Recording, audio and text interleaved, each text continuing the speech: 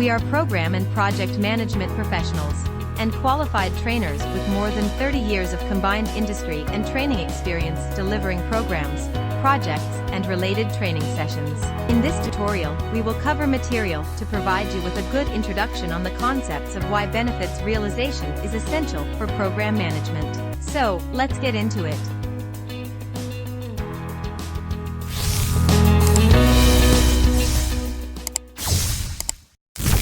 Recapping what a program is.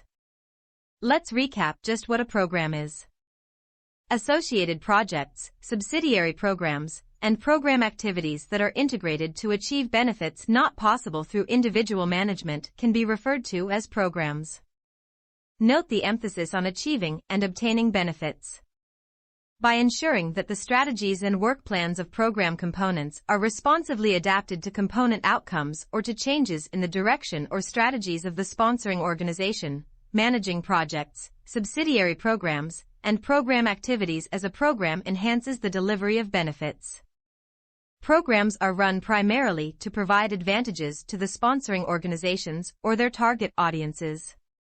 Benefits from programs may be achieved in a variety of ways, such as through improving current skills, promoting change, generating or sustaining assets, providing new goods and services, or creating new chances to create or retain value. How does a program differ from a project? So we can see the primary difference between projects and programs is based on the recognition within programs that the strategies for delivering benefits may need to be optimized adaptively as the outcomes of components are individually realized. The program life cycle.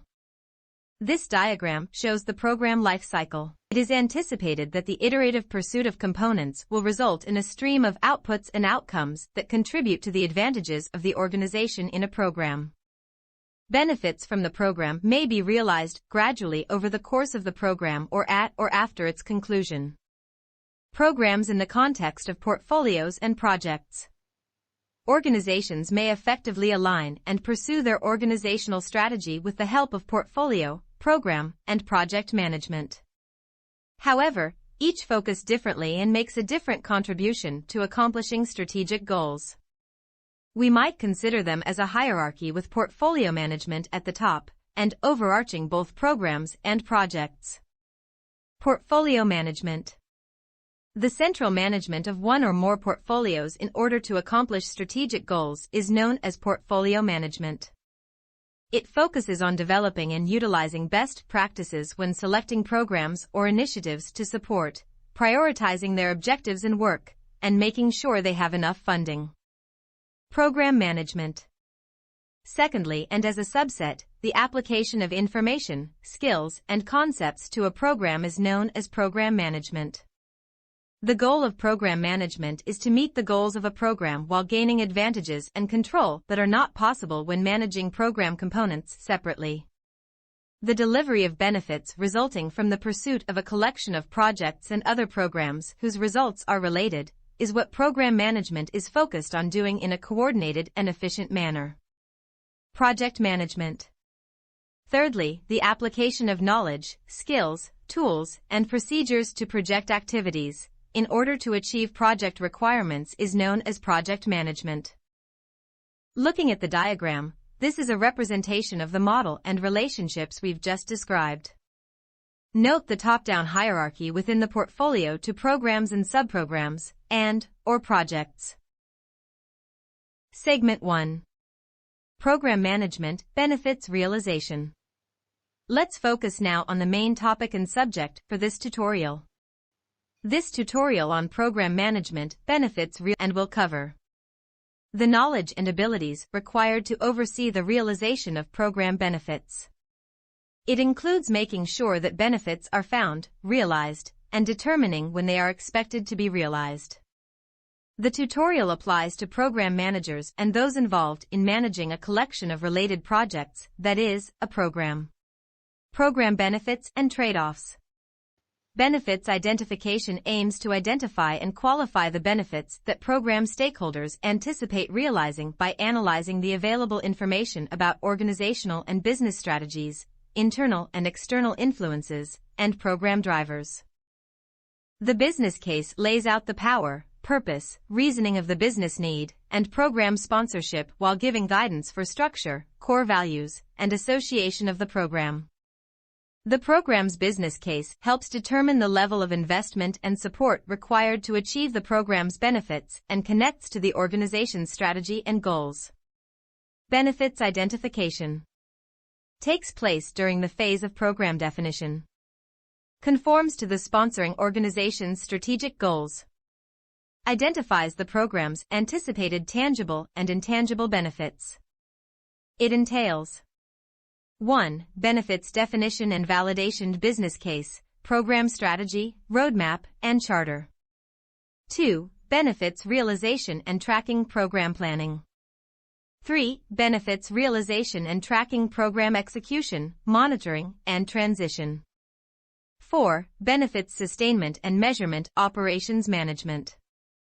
We shall use the diagram models as an example of cost and benefit profiles. In this scenario shown in the diagram, the program's operational costs may continue after the program's closure in order to maintain the benefits provided by the funding.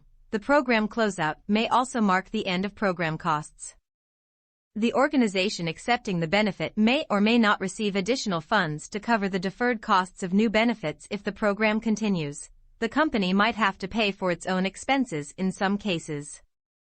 In addition, in this example in the model, quantifiable benefits have not yet exceeded program costs. According to the business case, program benefits are anticipated to outweigh program costs over time as specified and required by the business case, indicating the value proposition has been met and the expected program benefits have been delivered. The diagram models an example cost and benefit profiles across generic program lifecycle. Let's look at communication aspects. Defining then communicating expected short, long-term benefits and trade-offs with key stakeholders. The elements of a benefits statement include purpose, introduction and purpose of the statement. Objectives and success criteria. List the benefits to be achieved, tangible, intangible, intrinsic, or extrinsic. Assumptions that may impact benefits realization. Constraints associated with proposed benefits that would limit the options of the program team. Interdependencies between projects in the program. Interdependencies between the benefits in the proposed projects to be part of the program as one project may produce benefits that are used later by another project in the program. Changes. Benefit outcome impacts due to changes. The delivery of the program's benefits can be affected or influenced by the diverse stakeholders' cultural and organizational backgrounds, levels of expertise, perspectives, and interests, all of which are bridged through effective communications. Communication is essential for achieving program objectives and, ultimately, delivering benefits to the organization, and it is at the heart of stakeholder engagement. The members of the program team can use this essential component as a vehicle to share information, negotiate, and work together to drive efforts to implement the program. Throughout the program's lifecycle, the program manager should actively engage stakeholders, paying particular attention to those with a lot of power and influence. Stakeholder engagement activities and deliverables should be regularly updated and monitored by the program manager. Many aspects of program management involve communicating with some stakeholders. Stakeholder communication needs should be met in an environment that the program manager constantly monitors and fosters. Program stakeholder identification aims to systematically identify all key stakeholders, or stakeholder groups, in the stakeholder register through stakeholder categorization. The diagram depicts a typical example of a stakeholder register. Typical categories in a stakeholder register. Key program stakeholders include, but are not limited to, the following. Program sponsor. A person or group that is responsible for making the program successful and provides it with resources and support. Frequently, the program's champion is the sponsor. Program steering committee. For the program, a group of participants with the goal of supporting the program under its authority by providing guidance, endorsements, and approvals through governance practices and representing various program-related interests.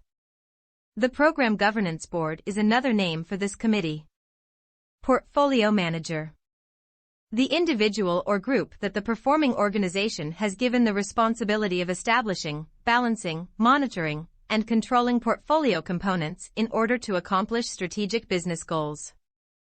Program Manager.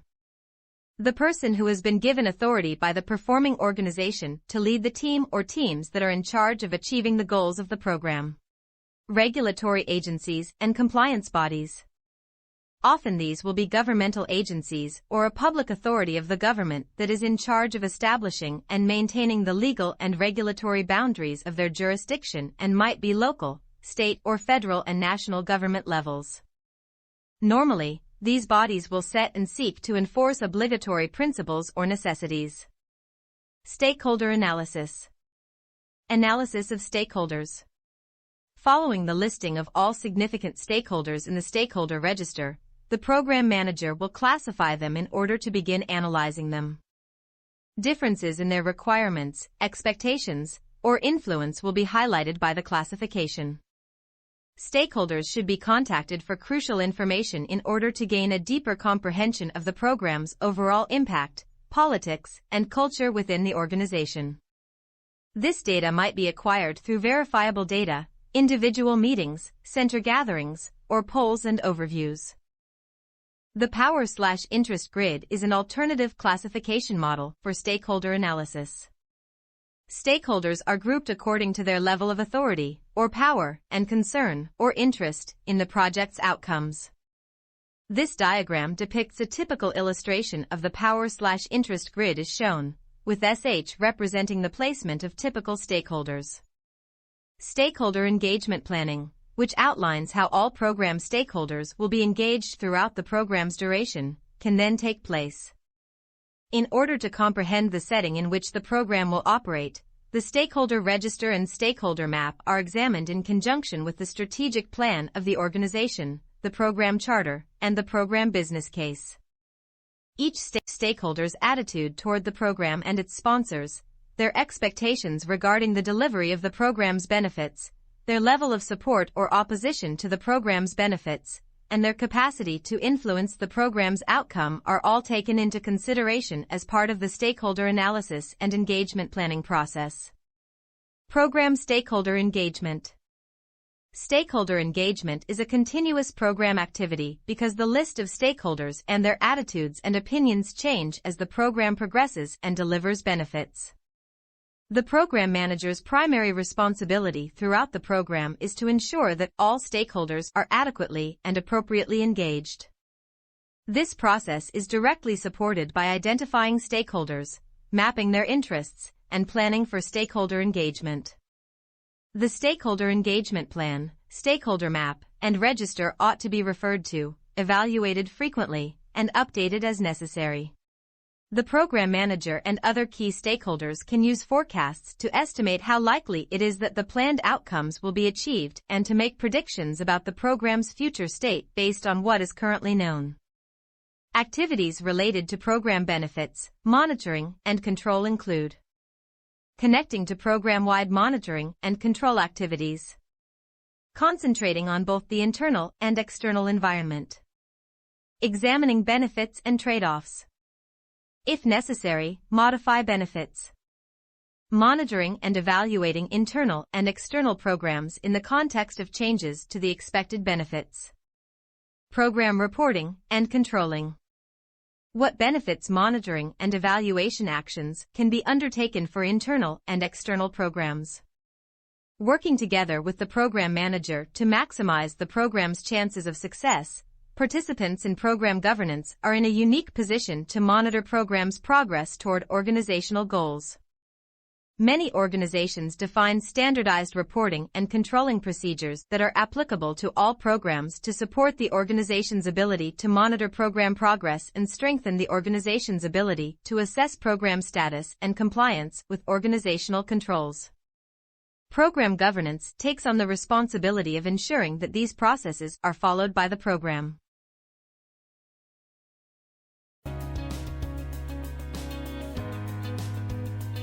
That finishes segment 1. In summary, Our key takeaway might be simply to recognize and understand how central benefits realization is at the core of good program management.